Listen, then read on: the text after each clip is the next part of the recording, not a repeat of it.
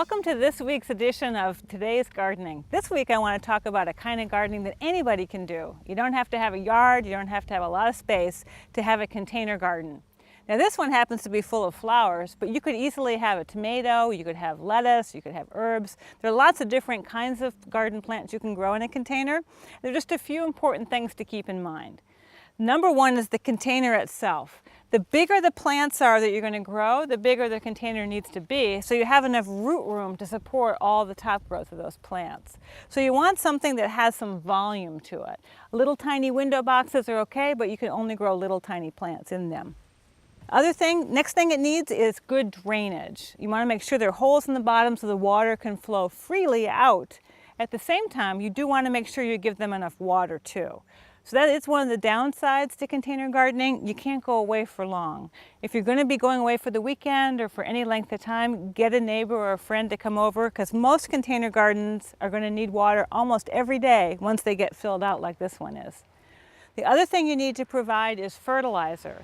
This doesn't have the native soil all around it to draw the minerals from. It just has the potting mix that you planted it in. So you need to provide the fertilizer. Plus you're growing them kind of crowded, more crowded than you might grow them in your regular garden. So they're going to be competing more for that water and for the food. So you are going to want to supplement that too. But what I really wanted to talk to you about today was giving your plants a haircut.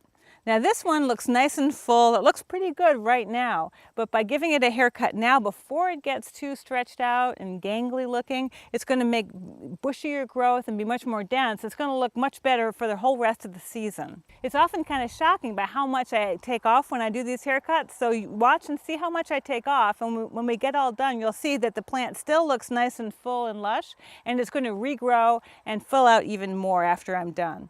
So the first thing I look at are the real long stretched out parts, like the sweet potato vine that's just gotten so long. It looks nice this long, but by cutting it short, it's going to cause it to branch out more. So I'm going to cut some of those long ones off. So I'm going to go around the outside and cut these long ones where they're kind of hanging down and drooping around. There's going to be plenty of growth to come in from here that's going to fill that out. Then I'm going to take a look at the petunias that look great. There's lots of flowers on them right now. What a shame to cut them off now. But if I don't cut them off now, I'm going to end up with flowers at the very ends of long branches and nothing up at the top. So I'm just going to go ahead and I'm going to cut quite a bit off of these petunias. But believe me, it really will look good later on. So I'm going to cut all of them back till they look pretty good. And then I stop and take a look and see what's left.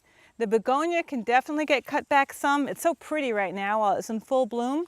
But again, by cutting it, it's going to bush out and have even more blooms later on. So I'm going to cut some of that. Not too much on that, because this is a naturally bushy plant anyway. This doesn't need a whole lot of pinching back. And then I'm going to take a look at this lantana.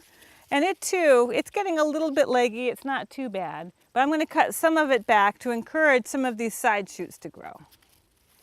I'm going to take a few off. This doesn't need too much of a major pruning job. Okay, I think I need to stop. At least I can root this and make another plant out of this cutting.